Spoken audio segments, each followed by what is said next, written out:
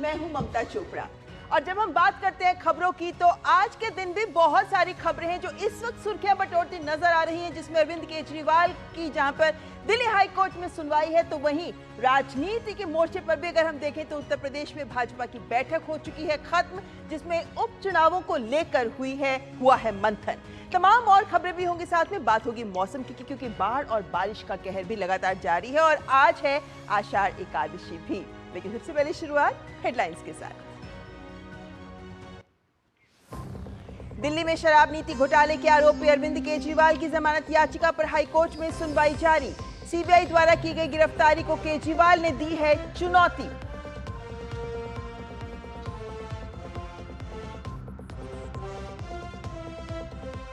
उत्तर प्रदेश में बढ़ी राजनीतिक हलचल। मुख्यमंत्री योगी आदित्यनाथ ने की प्रभारी मंत्रियों के साथ बैठक। आगामी उपचुनाव की रणनीति और उम्मीदवारों के नाम पर की चर्चा।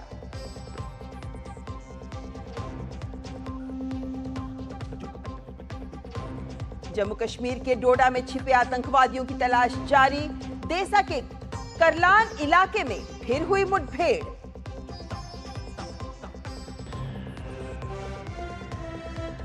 श्री राम मंदिर की सुरक्षा पर रखने के लिए आज अयोध्या में एनएसजी के कमांडो। शहर की सुरक्षा व्यवस्था की भी होगी समीक्षा।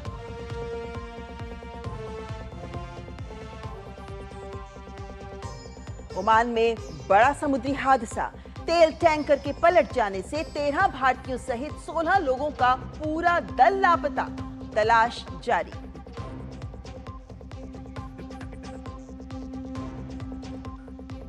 बांग्लादेश में सरकारी नौकरियों में आरक्षण के मुद्दे पर हिंसक प्रदर्शन। 6 लोगों की मौत, कई घायल। अगले आदेश तक स्कूल कॉलेज बंद।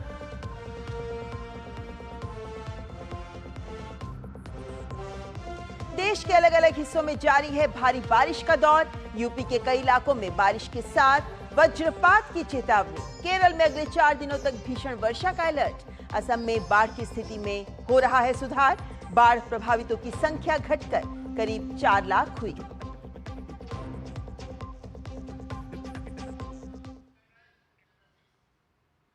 तो आइए देखते हैं खबरें विस्तार से। शुरुआत करते हैं उत्तर प्रदेश की खबर से, क्योंकि यूपी के मुख्यमंत्री योगी आदित्यनाथ के निवास पर बैठक हो रही थी, जो अब समाप्त हो गई है। और मुख्यमंत्री ने मंत्रियों को उनके प्रभारी क्षेत्र हफ्ते में 2 दिन रात्रि विश्राम के निर्देश दिए हैं।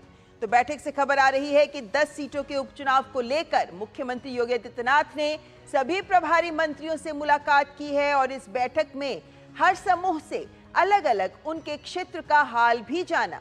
वहीं मुख्यमंत्री योगी आदित्यनाथ की तरफ से सभी 10 समूह को निर्देश भी दिए गए हैं कि जब तक चुनाव समाप्त ना हो जाएं, सभी मंत्री अपने प्रभारी क्षेत्र में हफ्ते में कम से कम 2 दिन तक रात्रि विश्राम करेंगे। वहीं मुख्यमंत्री की तरफ से सभी प्रभारी मंत्रियों को यह भी निर्देश दिए गए हैं कि हर एक ग्रुप को कार्यकर्ताओं के साथ बात करनी है और सबसे ज्यादा फोकस बूथ को मजबूत करने में करना है। ये उपचुनाव सपा और भाजपा दोनों के लिए बेहद महत्वपूर्ण है, क्योंकि यहीं से विधानसभा चुनाव की दिशा और दशा तय होगी। महत्वपूर्ण बैठक करने के बाद मुख्यमंत्री योगी आदित्यनाथ आज शाम 6:30 बजे राज्यपाल से राजभवन में मुलाकात भी करने वाले हैं। हम जानते हैं कि मॉनसून सत्र भी शुरू होना है, उससे पहले ये मुलाकात भी महत्वपूर्ण रहेगी। और उत्तर प्रदेश के उप मुख्यमंत्री केशव प्रसाद मौर्य के कार्यालय के एक्स अकाउंट से यूपी भाजपा के कार्यकर्ताओं को लेकर एक पोस्ट किया गया है। उप मुख्यमंत्री केशव प्रसाद मौर्य के कार्यालय की ओर से एक्स पर अपने पोस्ट के जरिए इशारों में ही कुछ बातें कह दी हैं। उन्होंने कहा कि संगठन सरकार से बड़ा है, कार्यकर्ताओं का दर्द मेरा दर्द है, संगठन से बड़ा कोई नहीं, कार्यकर्ता ही गौरव है।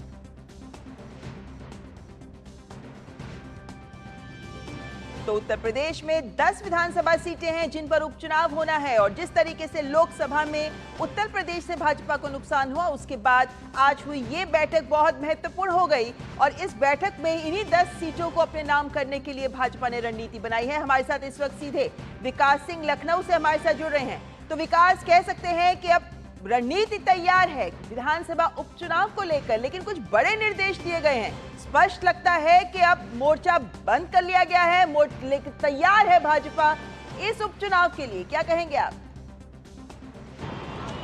जी बिल्कुल, भारतीय जनता पार्टी के लिए प्रतिष्ठा की बात है और इसी के मद्देनजर सीएम योगी आदित्यनाथ ने आज अपने मंत्रियों के साथ बैठक ली और उन्हें साफ निर्देश दिया कि वे उन क्षेत्रों में जाकर 2-2 दिन जरूर वहां पर रुके, रात्रि विश्राम करें वहां पर, क्योंकि पार्टी को निश्चित रूप से 10 की 10 सीटों पर विजय हासिल करनी है। उन्होंने उदाहरण दिया कि जिस तरीके से एक बार जब उपचुनाव हुए थे रामपुर और आजमगढ़ में जो जीत हुई थी भारतीय जनता पार्टी की, उसी तर्ज पर यहाँ पर हमें तैयारी करनी है यहाँ पर, और 10 की 10 विधानसभा की उपचुनाव में भारतीय जनता पार्टी जीत दर्ज करे।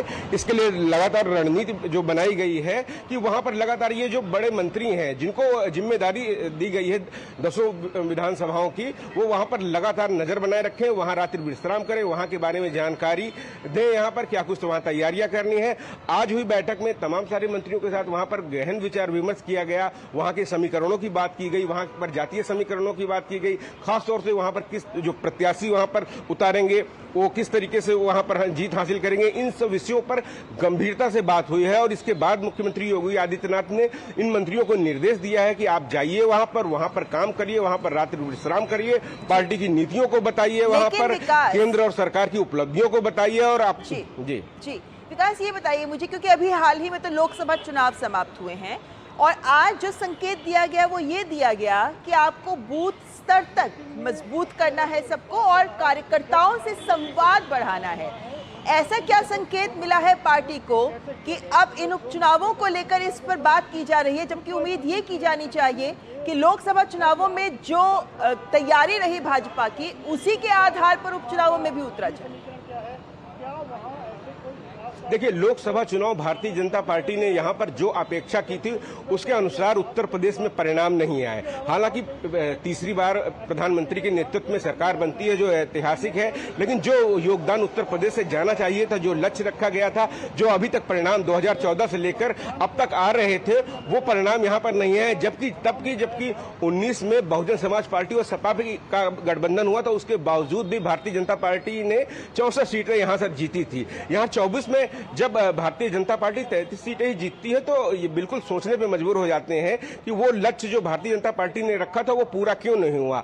अब उसी के मद्देनजर यहाँ पर तैयारियां की जा रही हैं। प्रत्याशी चयन की बात हो, आत्मविश्वास की बात हो, कार्यकर्ताओं की लापरवाही की बात हो। अभी कुछ ही दिनों पहले लखनऊ में भाजपा की कार्य समिति का आयोजन हुआ था, जिसमें राष्ट्रीय अध्यक्ष जेपी नड्डा भी आए हुए थे, मुख्यमंत्री योगी आदित्यनाथ, दोनों उप मुख्यमंत्रियों समेत तमाम सारे पदाधिकारी उसमें मौजूद थे।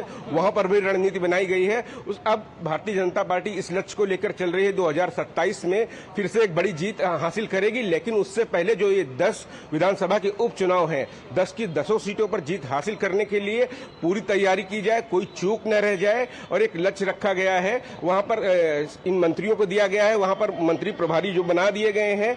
सबसे बड़ी बात यह है कि वो मंत्री वहां पर जाएं, वहां पर लगातार जनता से फीडबैक लें। तमाम सारे जो स्थानीय नेता होते हैं, तमाम सारे लोग होते हैं, सामाजिक लोग होते हैं, उन सबसे मिलकर किस तरीके से पार्टी को एक बार फिर से विजय दिलानी है इन 10 की 10 सीटों पर, उसके लिए रणनीति तैयार करें। यानी मतदाताओं को भाजपा की ओर आकर्षित करने के लिए जमीन पर सभी नेताओं को उतरना होगा, ये बात तो स्पष्ट है विकास। लेकिन अगर हम इन 10 सीटों पर नजर डालते हैं तो हम पाते हैं कि 5 सीटें सत्ता पक्ष के पास है तो 5 विपक्ष के पास है।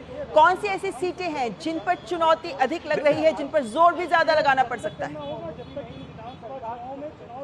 देखिए, सबसे बड़ी बात भारतीय जनता पार्टी के लिए ये रहेगी, जो अयोध्या सीट भारतीय जनता पार्टी चुनाव में हार गई थी, वहां पर मिल्कीपुर सीट खाली हुई है, जो अवधेश प्रसाद वहां पर सांसद बन गए हैं। उस सीट पर भारतीय जनता पार्टी के लिए एक बड़ी प्रतिष्ठा होगी। वहां पर खोई हुई प्रतिष्ठा वापस पाने के लिए वहां पर उस सीट पर सबसे बड़ा टारगेट वहां पर रखेगी। इसके साथ साथ करहल सीट अखिलेश यादव वहां से विधानसभा चुनाव में त्यागपत्र देने के बाद सांसद बने हैं कन्नौज से, वहां पर होगी। इसके साथ तमाम सारी सीटें हैं, चाहे गाजियाबाद हो और तमाम सारी मंझाव सीट हो, पूरी 10 सीटें हैं यहाँ पर। मिल्कीपुर फूलपुर के जो है जो विधायक थे वो वहां से सांसद हो गए थे।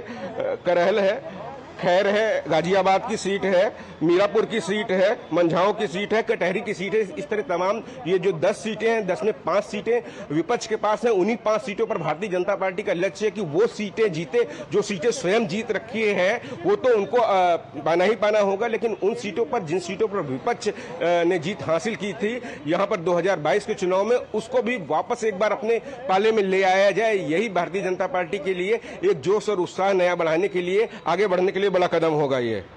चलिए, बहुत बहुत शुक्रिया विकास, ये जानकारी हमारे साथ साझा करने के लिए, क्योंकि उत्तर प्रदेश के 10 सीटें भाजपा के लिए बेहद महत्वपूर्ण हैं। खासकर लोकसभा में जिस तरीके का नतीजा है उसके बाद अपने आप को जमीन पर साबित करने का एक मौका रहेगा भाजपा के पास। लेकिन अब रुख कर लेते हैं अगली खबर का। आबकारी नीति मामले में सीबीआई की ओर से दर्ज केस में अरविंद केजरीवाल की जमानत याचिका पर दिल्ली हाई कोर्ट में सुनवाई हो रही है। कोर्ट इस केस में गिरफ्तारी को चुनौती देने वाली केजरीवाल की याचिका पर भी सुनवाई कर रही है। और यहां पर आपको बता दें कि केजरीवाल की ओर से पहले वकील अभिषेक मनु सिंघवी दलील रख रहे हैं और अभिषेक मनु सिंघवी ने आरोप लगाया है कि सीबीआई से गिरफ्तारी सिर्फ ये सुनिश्चित करने के लिए है कि केजरीवाल जेल से बाहर ना आ सके, और यही वजह है कि सीबीआई ने गिरफ्तारी में इतनी देर की है। अलग अलग कोर्ट के 3 आदेश केजरीवाल के पक्ष में है और सिंघवी ने इस बात को सामने रखा है कि जून में रिहाई और फिर आत्मसमर्पण से ये स्पष्ट है कि केजरीवाल जमानत के ट्रिपल टेस्ट पर खरे उतरते हैं। पिछले हफ्ते सुप्रीम कोर्ट ने उन्हें ईडी के एक मामले में अंतरिम जमानत पर रिहा करने का निर्णय दिया और ईडी की ओर से दर्ज मनी लॉन्ड्रिंग के केस में केजरीवाल को सुप्रीम कोर्ट से अंतरिम जमानत मिल चुकी है। लेकिन सीबीआई की ओर से दर्ज केस में भी न्यायिक हिरासत में होने के चलते वो जेल से बाहर नहीं आ पाए हैं और इसीलिए आज की ये सुनवाई महत्वपूर्ण है इन मायनों में कि क्या केजरीवाल जेल से बाहर आ पाएंगे। Supreme court Delhi high court में जो सुनवाई चल रही है उसमें मनु सिंघवी ने केजरीवाल की ओर से तमाम बातों को सामने जरूर रखा है, लेकिन इन बातों में, इन तथ्यों में कितना दम है ये पता चलेगा जब अदालत इस बात को सामने रखेगी कि किस तरीके आज केजरीवाल को जमानत मिल सकती है या नहीं। इस वक्त हमारे संवाददाता विकास सारथी हमारे साथ जुड़ गए हैं। विकास, यही जानना चाहेंगे आपसे सबसे पहले कि जो दलीलें अभिषेक मनु सिंघवी की ओर से रखी जा रही हैं उनमें कितना दम दिख रहा है और क्या कुछ अदालत की ओर से अभी कहा जा रहा है?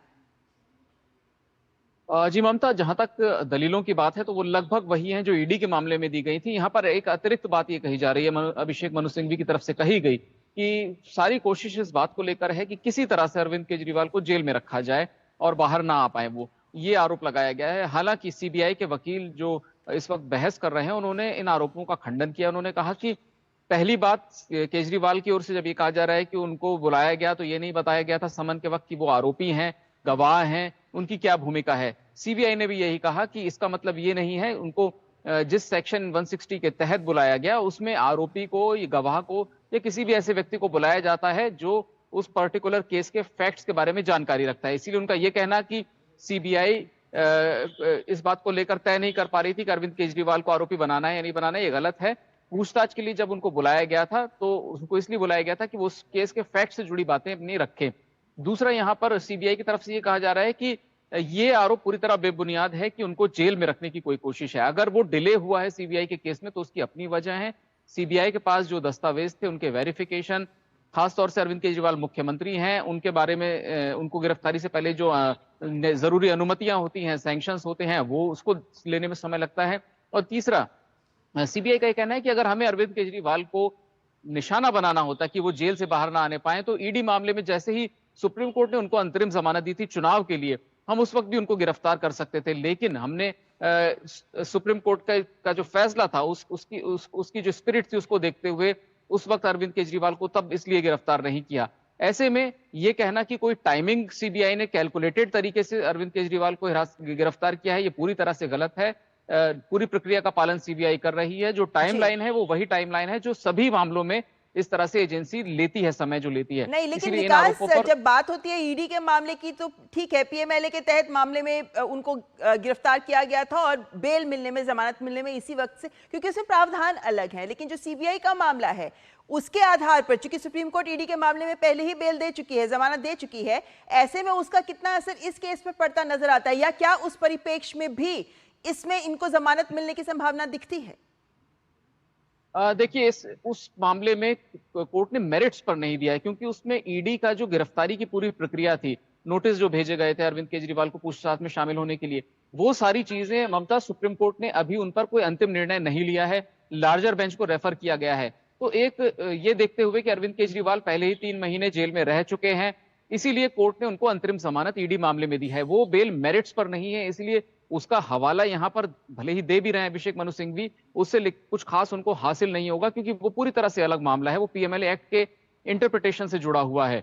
सीबीआई में हालांकि उतनी पेचीदगी जमानत में नहीं होती है जितनी ईडी के मामले में होती है। तो बेल मिलेगी या नहीं मिलेगी, ये फैसला बहुत जल्दी आ जाएगा। ईडी जैसी इसमें देर नहीं होगी, ये आप अभी कह सकते हैं।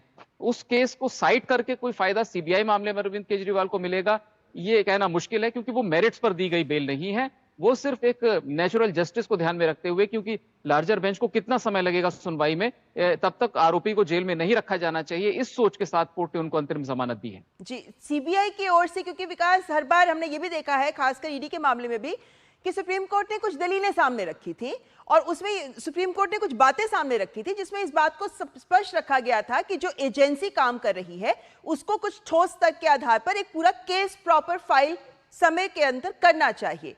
अब जब सीबीआई के मामले में सुनवाई चल रही है, ऐसे में क्या कुछ सीबीआई की ओर से भी ऐसे तथ्य या दलीलें रखी गई हैं जिसके आधार पर जमानत में एक महत्वपूर्ण मोड़ यह साबित हो सकता है?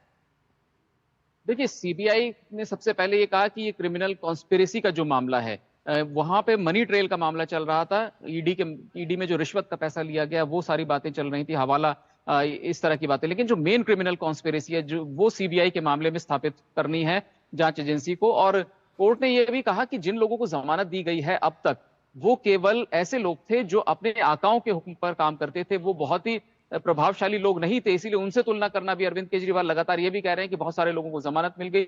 लेकिन आज सीबीआई की तरफ से कहा गया कि जो मुख्य लोग हैं इस मामले में, चाहे वो मनीष सिसोदिया हो, के कविता हो या अरविंद केजरीवाल हो, इनको जमानत नहीं मिली है क्योंकि बाकी लोग इन्हीं के इशारे पर काम कर रहे थे। तो सीबीआई का कहना है कि बड़े साजिश के लिए को साबित करने के लिए उसके पास पर्याप्त दस्तावेज हैं और इसीलिए अरविंद केजरीवाल को अभी जमानत नहीं देनी चाहिए, वरना वो गवाहों को प्रभावित करेंगे और सीबीआई जांच को प्रभावित करने की कोशिश करेंगे। ईडी मामले में भले ही चार्जशीट दाखिल हो चुकी है, लेकिन सीबीआई मामले में सप्लीमेंट्री चार्जशीट अरविंद केजरीवाल की भूमिका को लेकर भी सीबीआई को समयबद्ध तरीके से दाखिल करनी होगी। तो इसीलिए इस वक्त जमानत का सीबीआई विरोध कर रही है।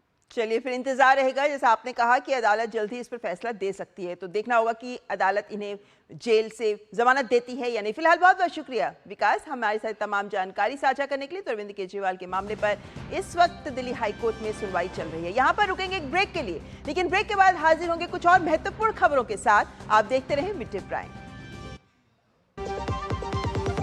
आपके घर के खाने में रेस्टोरेंट जैसा स्वाद ले आए MDH का शाही पनीर मसाला। पनीर को क्या मस्त बना डाला। क्यों प्रधान जी, बड़े चमक रहे हो आजकल, ऐसा कौन सा खजाना हाथ में लगा है? खजाना नहीं, मिशन मिल गया है हम सबकी जीत का। IIL के ट्रैक्टर ब्रांड का मिशन है तो जीत पक्की। और ब्रेक के बाद अब खबर आ रही है कर्नाटक से, जहां सरकार का एक फैसला सुर्खियों में है। कर्नाटक सरकार ने अपने राज्य में निजी कंपनियों में कर्नाटक के लोगों को 100% आरक्षण देने के प्रावधान वाले एक विधेयक को मंजूरी दे दी है। ये प्रावधान ग्रुप C और D के पदों के लिए है। मुख्यमंत्री सिद्धरामैया की इसके पीछे दलील ये है कि उनकी सरकार नहीं चाहती कि कन्नड़ लोग अपने राज्य में नौकरियों से वंचित रहें। मुख्यमंत्री ने कहा है कि हम कन्नड़ा समर्थक सरकार हैं और हमारी प्राथमिकता कन्नड़ा लोगों के कल्याण की देखभाल करना है। विधेयक के मुताबिक कोई भी उद्योग कारखाना प्रबंधन श्रेणियों में 50% और गैर प्रबंधन श्रेणियों में 70% स्थानीय उम्मीदवारों को नियुक्त करेगा। अगर उम्मीदवारों के पास कन्नड़ भाषा के साथ माध्यमिक स्कूल का प्रमाण पत्र नहीं है तो उन्हें नोडल एजेंसी द्वारा निर्दिष्ट कन्नड़ा दक्षता परीक्षा पास करनी होगी। विधेयक में यह भी कहा गया है कि अगर कोई योग्य स्थानीय उम्मीदवार उपलब्ध नहीं है तो सरकार या उसकी एजेंसियों के सहयोग से प्रतिष्ठानों को 3 साल के भीतर प्रशिक्षण देना होगा। यदि पर्याप्त संख्या में स्थानीय उम्मीदवार उपलब्ध नहीं है तो कोई प्रतिष्ठान इस अधिनियम के प्रावधानों से छूट के लिए सरकार को आवेदन कर सकता है। तो एक बड़ा फैसला जो कर्नाटक में विधानसभा में लिया गया है, जिसके आधार से स्थानीय बनाम बाहरी की बहस तेज होती नजर आ रही है। और इस वक्त हमारे साथ शुभा सीधा बेंगलुरु से हमारे साथ जुड़ रही हैं। शुभा, ये तो एक ऐसा मुद्दा है आरक्षण का जो बहुत संवेदनशील माना जाता है और इस मुद्दे पर चूंकि ये एक तरीके से कार्य की गुणवत्ता को, प्रबंधन को, हर चीज को अफेक्ट करेगा, उसको देखते हुए इससे उद्योग जगत से किस तरह की प्रतिक्रियाएं आ रही हैं? कर्नाटक सेशन अभी स्टार्ट हुआ है। इस सेशन में बड़ा सा निर्णय लिया। इससे ऐसे कहा जाता है कि जो 50 से 75% रिजर्वेशन दिया है, जो एजुकेशन कन्नड़ा मीडियम में किया जाता है, वो 15 साल तक इन्होंने कन्नड़ा मीडियम में अध्ययन किया तो इनको प्राइवेट सेक्टर में जॉब करने के लिए वो ऑफर दे रही है। लेकिन अभी समस्या ये है कि प्रश्न ये उठाता है कि जो लोग गवर्नमेंट जॉब के लिए पढ़ रहा है, गवर्नमेंट एग्जाम्स के लिए प्रिपेयर कर रहा है, उसका क्या होगा? वो कैसे सवाल को जवाब मिल सकता है उसका? कर्नाटक में ना केवल कन्नड़ी का काम कर रहा है बल्कि केरला, तमिलनाडु, आंध्र प्रदेश से कई जिलों से, कई राज्यों से यहाँ आकर काम कर रहा है। अगर 75% रिजर्वेशन को कन्नडिगा को दे सकता है तो बाकी पोस्ट के लिए उन लोगों को लड़ना पड़ता है। लेकिन अगर मुख्यमंत्री और कर्नाटक सरकार को सही में इनका विद्यार्थियों के तरफ से, एजुकेटेड वालों के तरफ से इनका कंसर्न रहे तो वो गवर्नमेंट जॉब में ऑफर दे सकते थे। कहीं अगर इलाके हम देख सकते हैं, चार लोग काम करने के जगह में 2 लोग काम कर रहे हैं, ये 1 लोग काम कर रहा है। यहाँ पर वहाँ पर अगर एजुकेशन कंप्लीट करने वालों को अगर जॉब दिया तो इनका सारा परिवार, इनका सारा एजुकेशन को जो वैल्यू रहता था, लेकिन ऐसे नहीं करते हुए जिन्होंने प्राइवेट सेक्टर में काम करने के लिए कहा रहा है। प्राइवेट सेक्टर में कितने साल तक वो काम कर सकता है? 2 साल तक, 3 साल तक, 5 साल तक तो काम कर सकते हैं। उसके बाद इनको इंक्रीमेंट नहीं मिलता है, उनकी अगर अदर अपॉर्चुनिटीज जो नहीं मिलता है, बढ़ती नहीं मिलती है। ये सारे सवाल अभी विद्यार्थियों के ऊपर है। जो कन्नड़ा में एजुकेशन, कर्नाटक में ना केवल कन्नड़ा में एजुकेशन करता है, जो इंग्लिश मीडियम में काम करता है, जो इंग्लिश में डिग्री और मास्टर डिग्री मिले तो उनका क्या होगा? अगर इंजीनियरिंग, MBBS, MD किया तो अभी उनको कर्नाटक में जॉब नहीं मिला तो वो कहाँ पर जाएगा? ये सारे प्रश्न उठाते हैं कर्नाटक के लोग। अगर सही में इनका कंसर्न जो एजुकेशन वालों को है, कर्नाटक के सरकार में जो अभी भर्ती नहीं हुआ है, सारे के सारे जैसे लोकेशन और जॉब लोकेशन है उस पर इनको जॉब दिया तो ज़्यादा खुश होते थे। लेकिन अभी जिन्होंने ये बड़ा सा निर्णय लिया, बड़ा सा निर्णय जो कर्नाटक को तोहफे दिया ऐसे बोल रहे हैं, लेकिन ये तोहफे के पीछे खतरनाक एक मुश्किल भी है। और युवा निधि इन्होंने कहा था, कांग्रेस 5 गारंटियों में युवा निधि भी है। 2000 रुपये दे रहे लोगों को जो एजुकेशन कंप्लीट करके आगे एजुकेशन में नहीं जा रहे, कोई भी गवर्नमेंट जॉब के लिए नहीं जा रहे, उसको 2000 देने के लिए कहा था कांग्रेस गवर्नमेंट। अभी तक किसी को भी युवा निधि नहीं पहुंच पाए। जिन लोगों को 2000 में एक बार इन्होंने एप्लीकेशन भी नहीं डाल सकते हैं। अभी और कांग्रेस गवर्नमेंट सरकारी हुद्दे को अभी प्राइवेट में कन्वर्ट किया तो सारे के सारे एजुकेशन सिस्टम और सारे के सारे जॉब सिस्टम को बदल सकते हैं। लेकिन इससे कोई खुशी भी नहीं रह सकते और किसी भी आपने बहुत महत्वपूर्ण बिंदु सामने रखे हैं। जी, जाहिर है कि ये जो निर्णय लिया गया है इसको लेकर बहुत से सवाल उठ रहे हैं, क्योंकि ये एक सपाट निर्णय नहीं हो सकता। बहुत लोगों को, अलग अलग वर्ग को, अलग अलग श्रेणियों को प्रभावित करता हुआ निर्णय है ये। लेकिन क्या इसमें कहीं राजनीति की ज्यादा गंध आ रही है? क्या इसको एक राजनीतिक पैंतरा माना जा सकता है? क्योंकि बेहतरी के लिए, युवाओं की बेहतरी के लिए बहुत कुछ और किया जाना अभी बाकी है। अभी युवाओं के लिए वही तो बोल रही थी कि अगर रियल में उनको कंसर्न है, युवाओं के लिए उनके भविष्य को लेकर कंसर्न है, तो सरकारी नौकरी तो दे सकते थे उन लोग। पर सरकारी नौकरी में मिनिमम 35 सैलरी स्टार्ट होता है। लेकिन अगर ये प्राइवेट जॉब में किया तो 10,000, 15,000 के लिए अपने गांव छोड़कर, अपने डिस्ट्रिक्ट छोड़कर यहाँ पर आना पड़ता है। कैसे मैनेज करेगा वो भी एक प्रश्न है। अगर सरकारी नौकरी नहीं मिले तो वो भी आगे उनका भविष्य में क्या होगा वो भी एक बड़ा सा प्रश्न है। सरकार अपने 2000 रुपए के बदले में अभी कांग्रेस पार्टी ने इनको प्राइवेट सेक्टर में जॉब दे रहा है, ये कोई अच्छे से बात तो नहीं हो सकता है।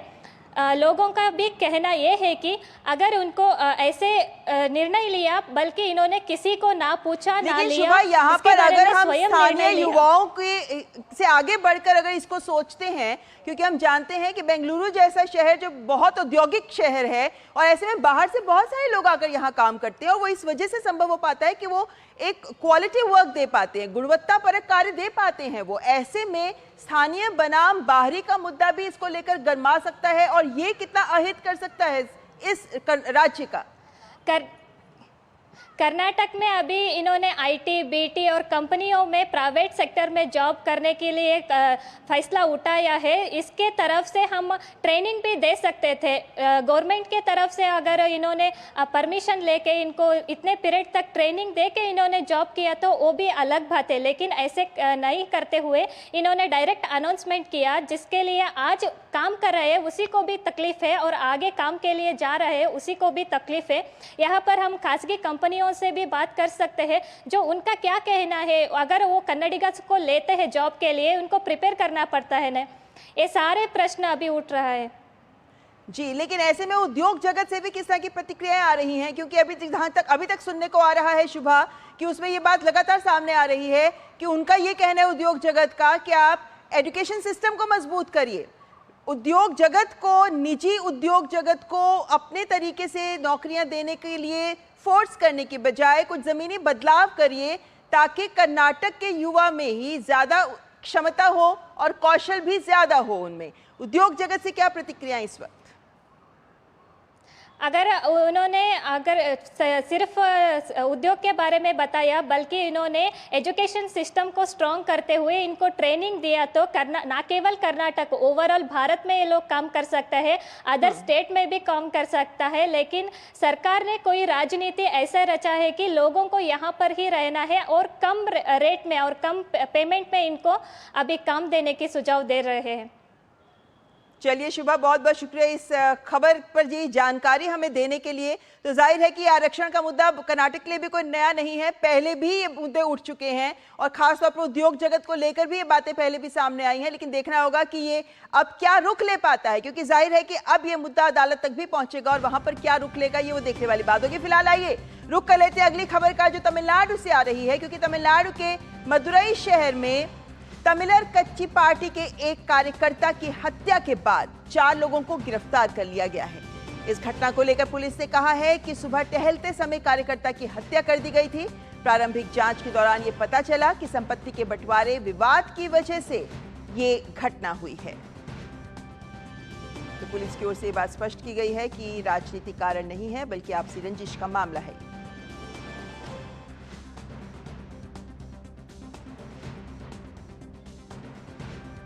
और इस वक्त महाराष्ट्र से भी एक बड़ी खबर आ रही है। महाराष्ट्र सरकार ने एक बड़ा फैसला लिया है, वो भी युवाओं को लेकर।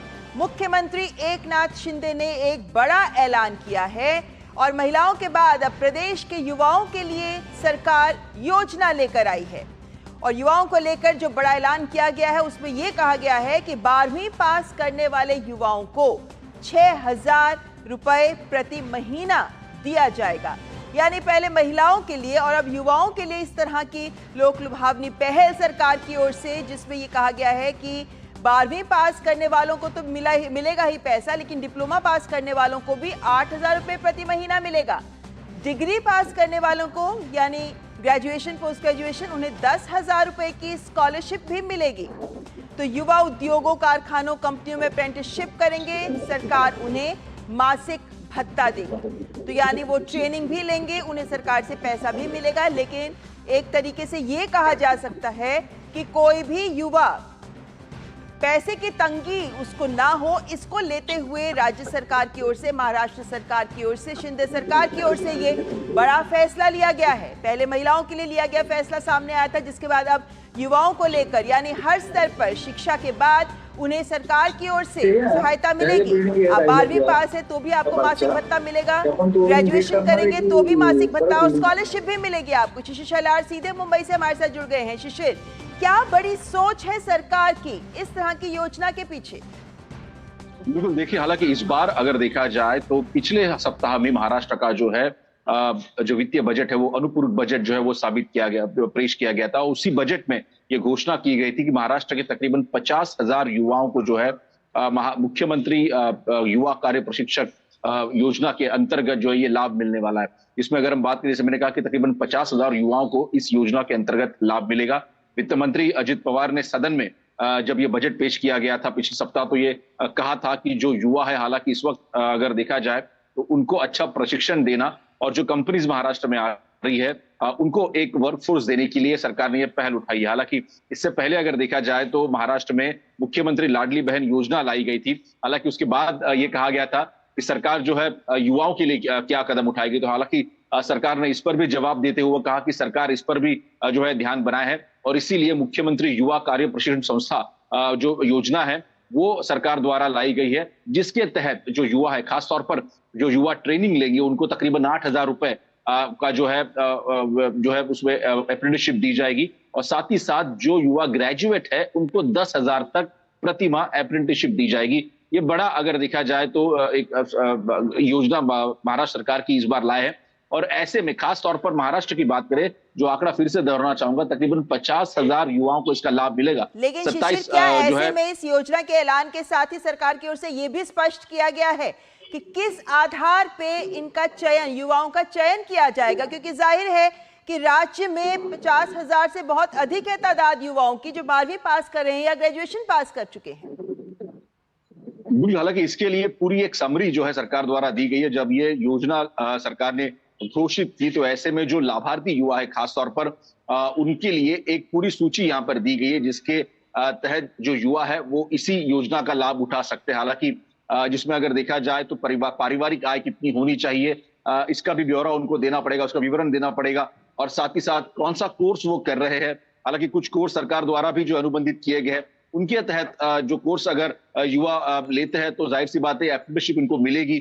तीसरी महत्वपूर्ण बात कि गुणवत्तापूर्ण जो हम कहते हैं कि वर्कफोर्स की जरूरत है कंपनीज में, तो ऐसे में सरकार चाहती है कि एक तरफ जो युवा है उनको एक अच्छा रिसर्च एंड जिसे हम कहते हैं डेवलपमेंट के जरिए उनको अच्छा एक टेक्नोलॉजी का एक ज्ञान भी मिले और साथ ही साथ अनुभव भी मिले और साथ ही साथ उनको जो है उनके हाथ को रोजगार भी मिले और इसीलिए दोनों जो है लक्ष्य इस योजना के जरिए पूरे किए जा सकते हैं और इसीलिए खास तौर पर युवाओं को ध्यान में रखते हुए सरकार ने योजना लाई है। जी चलिए शिशिर, बहुत बहुत शुक्रिया इस जानकारी के लिए। तो जाहिर है कि महाराष्ट्र में सरकार की यही पहल है कि इस तरीके से कदम बढ़ाया जाए कि युवाओं को प्रशिक्षित भी किया जाए और साथ ही साथ उनको नौकरी भी मिल जाए। तो दो मोर्चों पर एक ही साथ काम करती नजर आ रही है महाराष्ट्र सरकार। शुक्रिया शिशिर हमारे साथ जुड़ने के लिए। और मिड डे प्राइम में आइए अब अगली खबर का रुख कर लेते हैं, जो खबर आ रही है असम से, जहां कछार पुलिस ने 3 उग्रवादियों को मार गिराया है।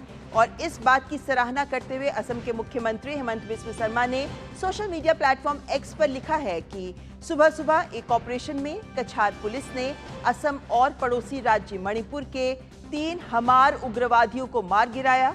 पुलिस ने 2 AK राइफल, 1 अन्य राइफल और 1 पिस्तौल भी बरामद की है।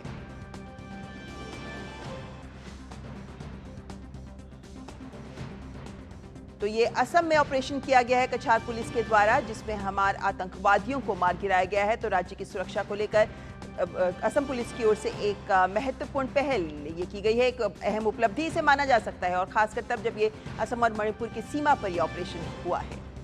रुक करते हैं अगली खबर का। डोडा के देसा के करलान इलाके में आतंकियों ने एक बार फिर मुठभेड़ की उनके साथ शुरुआत हुई है। सोमवार शाम से शुरू हुई मुठभेड़ के बाद सुरक्षा बल लगातार तीसरे दिन देसा के जंगलों में बड़े पैमाने पर तलाशी अभियान चला रहे हैं। आपको बता दें कि आतंकियों ने संयुक्त सुरक्षा बलों पर हमला किया था, जिसमें एक मेजर समेत 4 जवान शहीद हो गए थे। आतंकवादियों को बेअसर करने के लिए सुरक्षा बलों ने अपने अभियान में पैरा कमांडोज की भी सेवाएं ली। इसके साथ ही अतिरिक्त जवानों को भी तैनात किया गया और जंगल में हर गतिविधि पर नजर रखने के लिए ड्रोन का भी इस्तेमाल किया जा रहा है। तो जम्मू कश्मीर से खबर आ रही है, जहां डोडा में एक बार फिर मुठभेड़ की खबर सामने आई है और डोडा में लेकर देखें तो सुरक्षा बलों की गतिविधि बढ़ गई है और जिस तरीके से कल हमला किया गया है हमारे जवानों पर, उसके बाद अब चप्पे चप्पे पर निगरानी की जा रही है, लेकिन साथ ही साथ इन आतंकवादियों की तलाश भी की जा रही है, जिसके लिए आधुनिक तकनीक का भी प्रयोग किया जा रहा है। लेकिन देश की सेवा में जो जवान हमारे शहीद हुए हैं उन्हें भी देश नमन कर रहा है। जम्मू कश्मीर में हाल में जो आतंकी घटनाएं हुई हैं उसको लेकर अब सरकार आगे बढ़कर सक्रियता से काम कर रही है। और डोडा मुठभेड़ में बलिदान हुए राजस्थान के 2 जवानों के पार्थिव शरीर सेना के विशेष विमान से जयपुर एयरपोर्ट लाए गए। 2 पार्थिव शरीर जब जयपुर एयरपोर्ट पर पहुंचे तो बड़ी संख्या में लोगों ने वहां पहुंचकर उन्हें श्रद्धांजलि अर्पित की। डोडा में आतंकवादियों से मुठभेड़ के दौरान शहीद हुए हमारे जवान। है इस आतंकियों के द्वारा किए गए आतंकी हमले का, कायराना हमले का पूरा देश, राजस्थान निंदा करता है।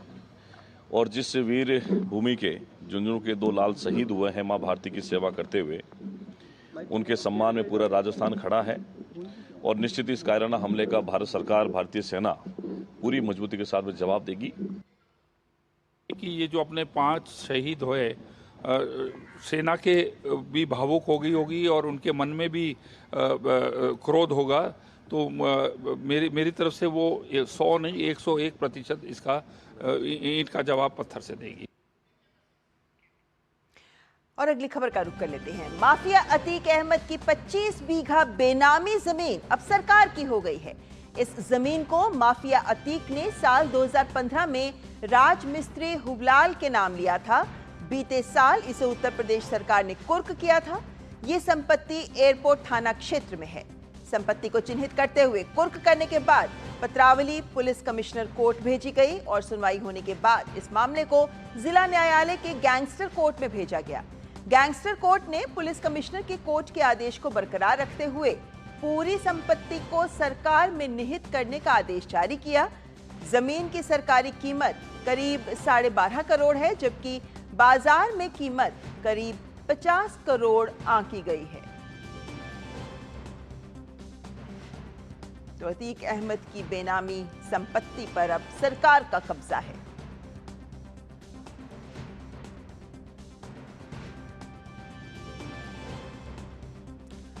ईडी ने राजस्थान के जल जीवन मिशन घोटाले में पूर्व जल आपूर्ति मंत्री महेश जोशी के एक करीबी सहयोगी संजय बड़ाया को गिरफ्तार किया है।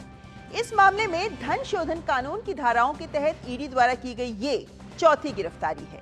ईडी के सूत्रों ने बताया है कि बड़ाया को मंगलवार देर शाम अदालत में पेश किया गया और उसे 4 दिन के रिमांड पर भेजा गया है। ईडी के अनुसार कुछ ऐसे सबूत और दस्तावेज मिले हैं जिनसे पता चलता है कि बड़ाया इस घोटाले से संबंधित धन शोधन में सक्रिय भूमिका निभा रहा था। आपको बता दें कि पिछले साल सितंबर में जयपुर में 18 से 20 स्थानों पर की गई छापेमारी के दौरान अवैध रूप से अर्जित धन के बारे में जानकारी मिली थी और जांच के दौरान पता चला कि संजय बड़ाया निजी ठेकेदारों और बिचौलियों के संपर्क में था और पीएचईडी अधिकारियों की ओर से रिश्वत भी ले रहा था। वो अधिकारियों और ठेकेदारों के बीच कड़ी की भूमिका निभा रहा था और इस मामले में अब तक ईडी पीयूष जैन और उनके पिता पद्मचंद जैन और महेश मित्तल को गिरफ्तार कर चुकी है। योगी सरकार ने बुधवार को 3 आईपीएस अधिकारियों का ट्रांसफर कर दिया है। आईपीएस अभिषेक वर्मा को हापुड़ के एसपी पद से हटाकर वेटिंग में रखा गया है और वहीं आईपीएस अधिकारी ज्ञानंजय सिंह को हापुड़ का नया एसपी बनाया गया है। इसके अलावा आईपीएस राजेश कुमार को गाजियाबाद कमिश्नरेट का पुलिस उपायुक्त बनाया गया है। आपको बता दें कि इससे कुछ दिन पहले ही प्रदेश में बड़े स्तर पर आईपीएस अधिकारियों का तबादला किया गया था और साथ ही कल सीएम योगी ने आईएएस अधिकारी देवी शरण उपाध्याय पर कार्रवाई करते हुए उन्हें निलंबित कर दिया था। देवी शरण उपाध्याय के खिलाफ ये कार्रवाई अलीगढ़ में भूमि आवंटन में कथित अनियमितताओं को लेकर की गई है।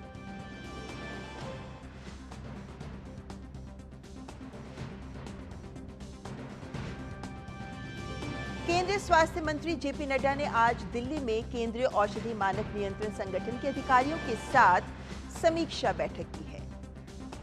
तो स्वास्थ्य मंत्री के द्वारा विभिन्न विभागों में जिस तरीके से काम किया जा रहा है और जो लक्ष्य प्राप्त करने हैं उनके मद्देनजर स्वास्थ्य मंत्री लगातार ये बैठकें कर रहे हैं, जिसके मद्देनजर सीडीएसएसओ के अधिकारियों के साथ की जा रही है ये समीक्षा बैठक।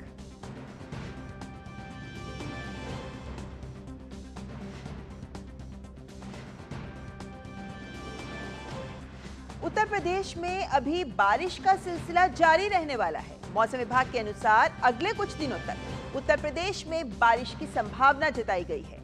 मौसम विभाग ने आज के लिए भारी बारिश का अलर्ट जारी किया है। इसके अलावा पश्चिमी उत्तर प्रदेश के इलाकों में थोड़ी बहुत बारिश के साथ वज्रपात की चेतावनी भी जारी की गई है। लोगों को नदी और तालाब से दूरी बनाए रखने की भी अपील की गई है। वहीं उत्तर प्रदेश में बाढ़ की स्थिति फिलहाल चिंताजनक बनी हुई है।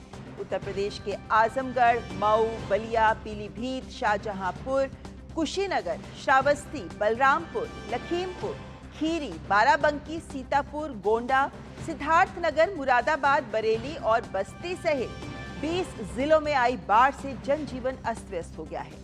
गंगा, गोमती, शारदा समेत कई नदियां खतरे के निशान से ऊपर बह रही हैं। वाराणसी में गंगा का जलस्तर तेजी से बढ़ रहा है। बाढ़ से कुल 20 जिलों की 69 तहसीलों के 1571 गांव और बरेली, पीलीभीत व शाहजहांपुर के शहरी क्षेत्र प्रभावित हुए हैं, जिसके कारण अब तक लगभग 15 लाख लोग प्रभावित हैं। कई गांवों का संपर्क कटने से वे टापू में तब्दील हो गए हैं।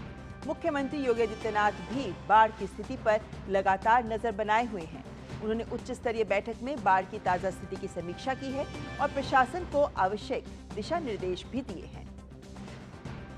और गोरखपुर की बात करें तो वहां भी बाढ़ का कहर जारी है और इसी कड़ी में कमिश्नर, जिलाधिकारी, एसएसपी सहित अन्य अधिकारियों ने भी बाढ़ प्रभावित क्षेत्रों का मोटर बोट से निरीक्षण किया है। अब तक बाढ़ से गोरखपुर के 64 गांव प्रभावित हुए हैं, जहां पर बचाव कार्य के लिए 94 छोटी व बड़ी नाव लगाई गई हैं। बाढ़ के चलते लगभग 50,000 से अधिक की आबादी प्रभावित हुई है। राप्ती नदी अपने खतरे के निशान से ऊपर बह रही है, जबकि रोहिन एवं सरयू चेतावनी स्तर से ऊपर बह रही हैं। इसी कड़ी में जिला प्रशासन द्वारा बाढ़ प्रभावित क्षेत्रों में घर घर जाकर राहत सामग्री एवं भोजन बांटा जा रहा है। प्रशासन ने बाढ़ प्रभावित क्षेत्रों में लोगों से अपील की है कि नदी में नहाने या नदी के किनारे जाने से बचें, साथ ही बच्चों पर विशेष ध्यान दें। 1 मीटर ऊपर बह रहे हैं, स्टेडी है और अब लोग एक्सपेक्ट कर रहे हैं क्योंकि घाघरा का डिक्लाइनिंग ट्रेंड है, तो ये भी नदी का मतलब अब जो लेवल है थोड़ा गिरेगा शाम तक। जो 48 गांव की आबादी प्रभावित हुई है, खासकर जो बंधे और नदी के बीच की जो आबादी है वो प्रभावित हुई है।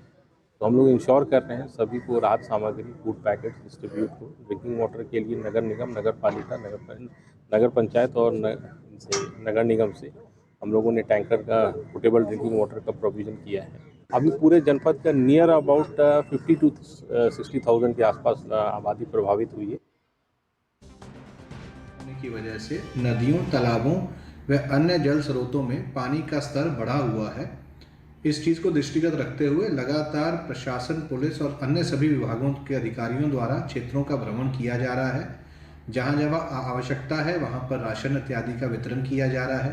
पीएसी, एसडीआरएफ, एनडीआरएफ द्वारा भी नदियों और बाकी सभी क्षेत्रों में बोट के माध्यम से भ्रमण किया जा रहा है। बढ़े हुए जल स्तर को देखते हुए कोई भी व्यक्ति ऐसे नदियों या तालाबों के पास नहाने इत्यादि के लिए ना जाएं, जिससे कि दुर्घटना हो सके। और वहीं बांधों से पानी छोड़ने के चलते उन्नाव जनपद के तटीय क्षेत्रों में भी बाढ़ का खतरा बढ़ गया है।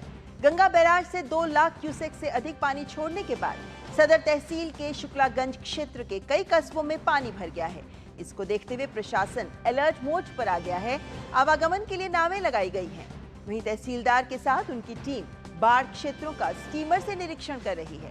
साथ ही प्रशासन द्वारा बनाए गए बाढ़ कैंप में रुकने की भी हिदायत दी जा रही है। बाढ़ पीड़ितों को राहत सामग्री भी उपलब्ध कराई जा रही है। और केरल की बात करें तो यहाँ भी मूसलाधार बारिश से आम जनजीवन अस्त व्यस्त हो गया है। प्रशासन ने आज 8 जिलों के शिक्षण संस्थानों में छुट्टी की भी घोषणा की है। जिन जिलों में छुट्टी घोषित की गई है उनमें कन्नूर, कोझिकोड, वायनाड, पलक्कड़, त्रिशूर, इडुक्की, अलपुझा और कोट्टायम शामिल हैं।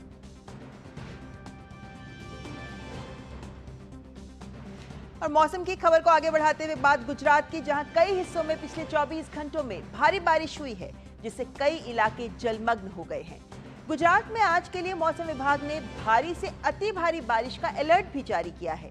जामनगर, खंभालिया, ओखा, द्वारका, पोरबंदर, सोमनाथ, दीव, ऊना, वेरावेल और भावनगर सहित सौराष्ट्र के पूरे समुद्र तट पर बहुत भारी बारिश की चेतावनी जारी की गई है। और असम की बात करें तो यहां बाढ़ की स्थिति में कुछ सुधार हुआ है और बाढ़ से प्रभावित लोगों की संख्या अब घटकर करीब 4 लाख हो गई है। हालांकि पिछले 24 घंटों में धेमाजी में एक और व्यक्ति की मौत होने के साथ इस साल मरने वालों की संख्या 97 हो गई है। ब्रह्मपुत्र सहित अन्य नदियों में जल स्तर धीरे धीरे कम हो रहा है। फिलहाल 16 जिलों के 1021 से अधिक गांव बाढ़ की चपेट में हैं। और मिड डे प्राइम में फिलहाल यहां पर वक्त चला है एक ब्रेक का। अब आया असली स्वाद। अब आया स्वाद। जब स्वाद के पड़े हो लाले तो MDH का चंकी चाट मसाला डालें। MDH का चंकी चाट मसाला। MDH। बात जब पीढ़ियों के लिए बनने वाले घर की हो तो जिम्मेदारी बड़ी हो जाती है। गैलेंट समझता है ये जिम्मेदारी। अब डबल M रिब्स के साथ गैलेंट एडवांस TMT रीबार, निर्माण का रियल हीरो। आज पूरे देश में भक्ति भाव के साथ आषाढ़ी एकादशी मनाई जा रही है। महाराष्ट्र के पंढरपुर में इस दिन का एक अलग ही महत्व होता है। देश के कोने कोने से भक्त यहाँ पहुँचते हैं और भगवान विट्ठल के दर्शन करते हैं। आज आषाढ़ एकादशी के पावन अवसर पर महाराष्ट्र के मुख्यमंत्री एकनाथ शिंदे और उप मुख्यमंत्री देवेंद्र फडणवीस भी भक्तों के बीच पहुंचे। एकनाथ शिंदे ने श्री विट्ठल रुक्मिणी मंदिर की महापूजा में हिस्सा लिया। आषाढ़ एकादशी के मौके पर चलाई जा रही विशेष ट्रेनों में आज का दृश्य देखते ही बन रहा है। स्टेशन हो या ट्रेन के अंदर हर जगह भक्त प्रभु का गुणगान करते नजर आए हैं।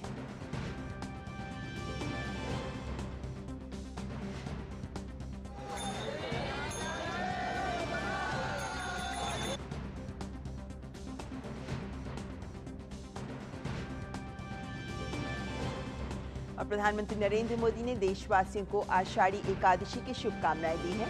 सोशल मीडिया प्लेटफॉर्म X पर प्रधानमंत्री ने लिखा है, आषाढ़ी एकादशी की हार्दिक शुभकामनाएं। भगवान विट्ठल का आशीर्वाद हम सभी पर हमेशा बना रहे और हम सभी को सुख समृद्धि से भरा समाज बनाने के लिए प्रेरित करे। ये त्योहार आप में भक्ति, विनम्रता और करुणा का संचार करे। हम सभी को भी पूरी ईमानदारी से गरीब व्यक्ति की सेवा करने की प्रेरणा मिले।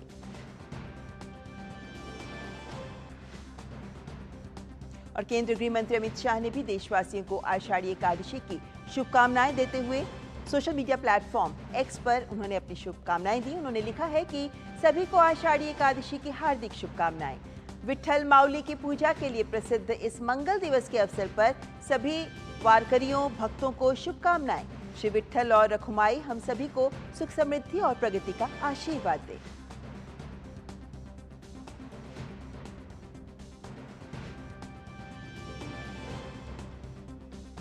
और मिड डे प्राइम में आइए अब रुख कर लेते हैं खेल प्राइम का, जिन्हें लेकर हमारे साथ जुड़ रही हैं सुचित्रा। जी सुचित्रा, क्या है बड़ी खबरें आज खेल जगत से? शुक्रिया ममता। और इस वक्त सबकी जो नजरें हैं वो पेरिस ओलंपिक पर लग चुकी हैं, तो उससे जुड़ी खबर के साथ ही शुरुआत करते हैं। पेरिस ओलंपिक में भारत के 117 खिलाड़ी भाग लेंगे। खेल मंत्रालय ने इसके अलावा सहयोगी स्टाफ के 140 सदस्यों को भी मंजूरी दे दी है, जिसमें खेल अधिकारी भी शामिल हैं। सहयोगी स्टाफ के 72 सदस्यों को सरकार के खर्चे पर मंजूरी मिली है।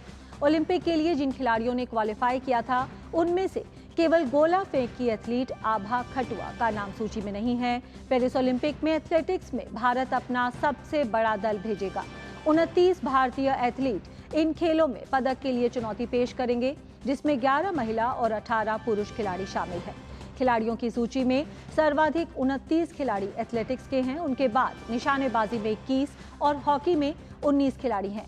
टेबल टेनिस में भारत के 8 खिलाड़ी, जबकि बैडमिंटन में 2 बार की ओलंपिक पदक विजेता PV सिंधु सहित 7 खिलाड़ी भाग लेंगे।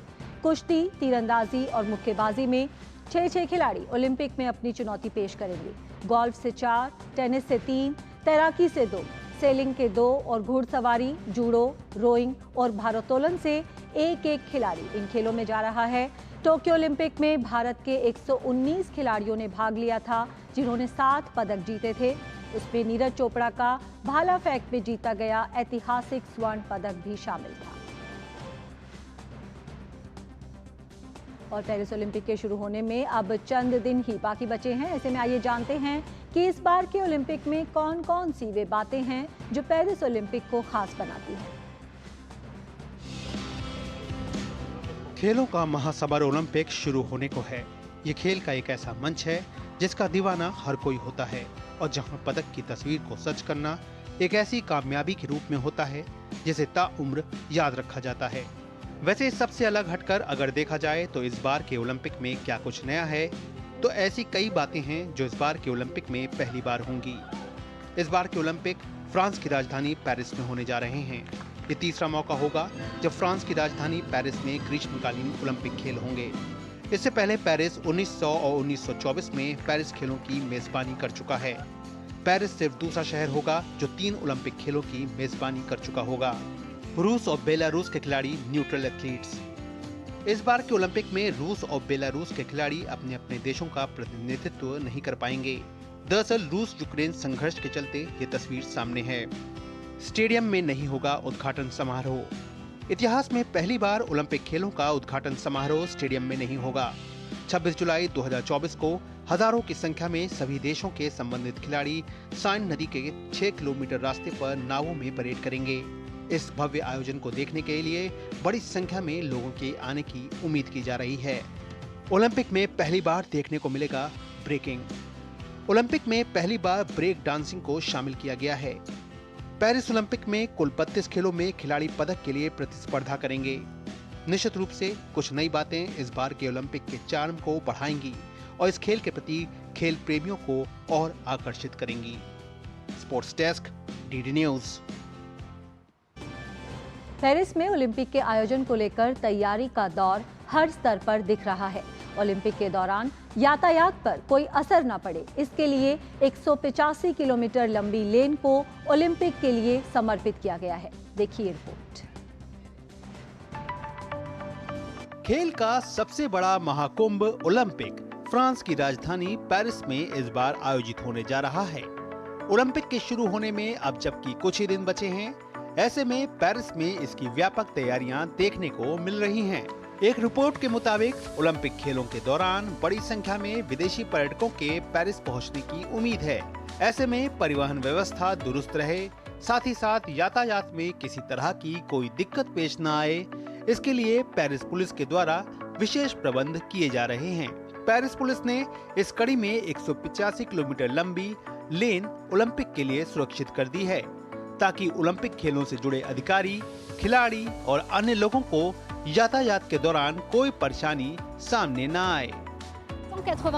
देखिए, हमने 185 किलोमीटर लंबी सड़क सिर्फ पेरिस ओलंपिक के लिए समर्पित कर दी है। ये 7 दिन 24 घंटे चालू रहेगी। यहाँ पर विशेष साइन लगे होंगे और इस तरह के साइन बोर्ड थोड़ी थोड़ी दूरी पर मिलेंगे। पुलिस के मुताबिक इन लेन्स पर सुरक्षा का भी पूरा ध्यान रखा गया है और जगह जगह पर यहाँ पर पुलिसकर्मी तैनात होंगे। देखिए, हमने अपने कई अफसरों को इस काम में लगाया हुआ है और आने वाले समय में इसमें बढ़ोतरी देखने को मिलेगी। इनका काम लोगों की सहायता करना, साथ ही साथ अपराधों को खत्म करना होगा। वैसे इस लेन के सामने आने के बाद से अब तक 400 चालान काटे जा चुके हैं। इस लेन पर अनधिकृत वाहन पूरी तरह से प्रतिबंधित हैं। वैसे ओलंपिक खेलों के दौरान करीब 35,000 पुलिसकर्मी पेरिस में जगह जगह पर मौजूद होंगे। कुल मिलाकर फ्रांस के लिए ओलंपिक 2024 का आयोजन एक बड़ी तस्वीर के रूप में सामने है, जो न केवल उसकी मेजबानी की सफलता के अक्स को सामने रखेगा, बल्कि पर्यटन के लिहाज से भी पेरिस की उपयोगिता को विश्व स्तर पर सामने लाएगा। Sports desk, DD news. तो 26 जुलाई से शुरू होने वाले पेरिस ओलंपिक की उल्टी गिनती शुरू हो चुकी है। खेल की खबरों में फिलहाल इतना ही। वापस चलते हैं ममता के पास। बहुत बहुत सुचित्रा, खेल खबरों को हम तक पहुंचाने के लिए ओलंपिक्स की तैयारियां जोरों से आगे बढ़ रही हैं। और मिड प्राइम में आइए अब रुख कर लेते हैं अर्थ जगत से जुड़ी खबरों का। एशियाई विकास बैंक एडीबी ने 2024-25 में भारत के विकास पूर्वानुमान को 7% पर बरकरार रखा है। एडीबी औद्योगिक क्षेत्र में मजबूत विकास और बेहतर मानसून के कारण कृषि में उछाल के साथ भारत को सबसे तेजी से बढ़ती अर्थव्यवस्था के रूप में देखता है। एडीबी ने अपनी ताजा रिपोर्ट में 2025-26 में भारत की अर्थव्यवस्था 7.2% की तेज गति से बढ़ने का अनुमान लगाया है। एडीबी की रिपोर्ट के मुताबिक कृषि में सुधार और सार्वजनिक निवेश के कारण निवेश मांग मजबूत होने की उम्मीद है। एडीबी की ये रिपोर्ट आईएमएफ द्वारा भारतीय अर्थव्यवस्था की वृद्धि दर को अप्रैल में अनुमानित 6.8% से बढ़ाकर 7% करने के ठीक बाद आई है। तो भारतीय अर्थव्यवस्था को लेकर विश्व में सकारात्मक संकेत। जिस तरीके से भारतीय अर्थव्यवस्था आगे बढ़ रही है और जिस तरीके से अनुमान बेहतर हो रहे हैं, उसके चलते उम्मीद की जा रही है कि इस वित्त वर्ष में भी और बेहतर रफ्तार पकड़ सकती है भारत की अर्थव्यवस्था, जो फिलहाल भी विश्व में सबसे तेजी से बढ़ती हुई अर्थव्यवस्था है। और इस बात की तस्दीक IMF के साथ साथ अब ADB की रिपोर्ट भी कर रही है। 7% से अधिक के विकास दर, जिसको एशियाई विकास बैंक भी जिस पर भरोसा जता रहा है। और ADB की रिपोर्ट इन मायनों में महत्वपूर्ण है कि भारत भी अपने इस विकास दर को और बेहतर करने के लिए कई कदम उठा रहा है। इसी के साथ मिड डे प्राइम में आज बस इतना ही। हमारी पूरी टीम को दीजिए इजाजत। नमस्कार।